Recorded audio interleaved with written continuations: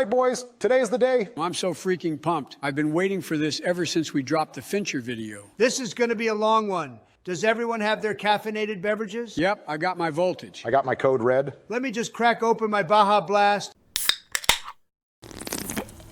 That shit be bussin'. Okay, up first is Spielberg's big break, the TV movie Duel. I'm counting it as his first feature film because it got a theatrical release and because Spielberg totally slayed this bitch. Base take, bro. This is probably the best TV movie ever made.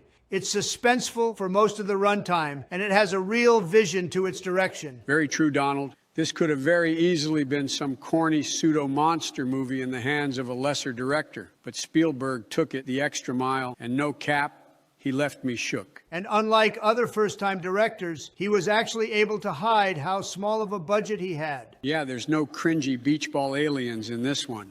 Bruh, please don't remind me Dark Star exists. My bad, fam. So how would you boys rank it? I'd give it a low A tier. It's a very good thriller that does its job, and it rarely has a dull moment in it. The only thing I didn't like was the internal monologue our hero has while in the bar. The cinematography already showed his unease, and it betrayed the cinematic rule of show, don't tell. I agree with your critiques and appreciate your enthusiasm, Joe, but I feel A tier is one step too high. It's great for what it is, but it doesn't have any of that trademark Spielberg riz. I, for one, love that this movie doesn't have his regular trademarks. It makes it a dope outlier from the rest of his filmography, and I agree with Joe. It gets low A tier. I don't agree, but I'm not mad about it. Well, that's a first. Okay, we won't be counting the TV movies Savage or Something Evil because they didn't get theatrical releases, so up next is the Sugarland Express. Oh yeah, this is the one with Walter Dickless Peck in it. Yep, and the movie is a very solid official feature debut. The acting is well done, it strikes a good mix of humor and melancholy, and John Williams' theme is beautiful. Yeah, you can really feel the late-night Texas heat in the music. And the movie really hits differently once you realize it's based on true events. The outcome was so preventable. Yes, it was. I gotta say, though, if a black couple had stolen a car and kidnapped a cop like they did, the story would have been more tragic and a lot quicker. Oh my God, of course you bring this shit up again. Look, Barack, I know the 4-year anniversary of George Floyd's death is coming up, but keep it in your pants, man. Trump, it happened in 1970s Texas. How else would it have gone down if they were black? Also, fuck you, honky. You're the one who brought up Floyd last night. No, I didn't. You literally asked me, and I quote, "Hey, Barack, what's the name of that black guy who died in 2020? Who the heck is George Floyd? He was the pregnant wife beater, Joe. And whatever, Obama. Just tell me how you would rank the movie. Fucking dickweed. Well, I guess I'd give it a highish B tier. It's a good movie and all, but it's not in my top 10 for Spielberg, nor is it in my underrated gems list either. I can live with a B tier. If this were any other director's movie, it'd be A tier. But since Spielberg has directed so many better movies, it's B tier. God, I hope that won't become a running theme in this video. Oh, it probably will. Up next, however, is a bona fide classic, Jaws. God damn, this was only his third movie? Yes, it was, and it scared the ever-living shit out of me. I watched it as a grown-ass man, and I didn't swim in a pool, let alone the ocean, for 2 years after seeing it. You'll play us, same. I straight up had nightmares for weeks. Why would you ever be in a swimming pool, Barack? Also, both of you are pussies. This movie isn't a classic. It slaps, don't get me wrong, but it's got nothing on my boy Godzilla -1. Bro, -1 is no cap 10 out of 10 badass. But every time they're out at sea, they're just remaking Jaws, but with a giant lizard. Yeah, a giant lizard that shoots fucking nukes out of his mouth. Plus, the shark in Jaws just looks like a stupid puppet. So does Godzilla, you idiot. Yes, but it at least looks like a dinosaur. And everybody knows dinosaurs are cooler than sharks. Bro, sharks are basically, you know what? Never mind, I'm done arguing about this. Just give me your ranking. And remember, we're ranking it against Spielberg movies and not other monster movies, you fucking retard. Fine. Well, I think the shark looks like shit, and it would have been cooler if it had been a water dinosaur. That's what sharks are, you dumbass. Don't interrupt me, Joe.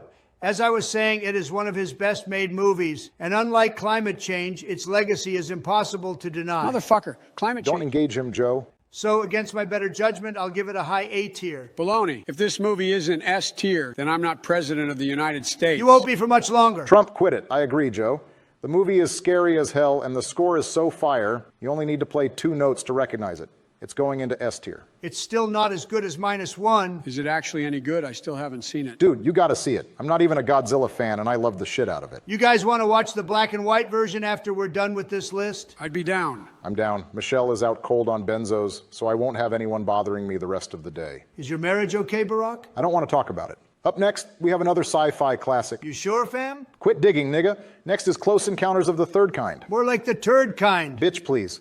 You stole that line from ERB, and you don't even mean it. I legit do, though, Barack. This movie has more build-up than No Nut November, and what do you get in the end? Nothing, just some asshole playing a keyboard. This movie is a rival for my dead grandmother, and it fucking blows. Oh, go touch some grass, Wigga. You know you like the movie. I liked Richard Dreyfuss playing with his mashed potatoes.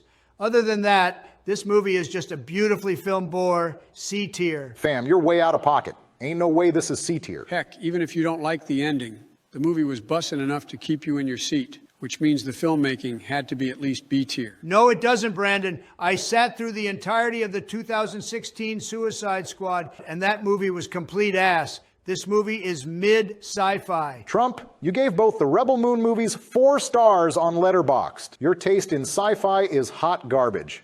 Joe, I propose we put Close Encounters in A tier. It's influential as hell and essential to watch, but it's not goated enough to be in S tier. I can dig it. Plus, I never liked how Roy just decides to leave Earth without making a phone call to his wife. That bitch took the station wagon and the kids. She didn't deserve a goodbye.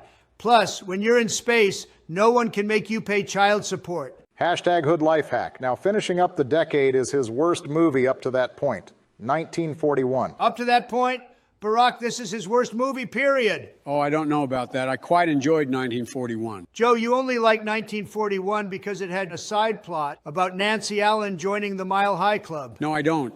I also liked,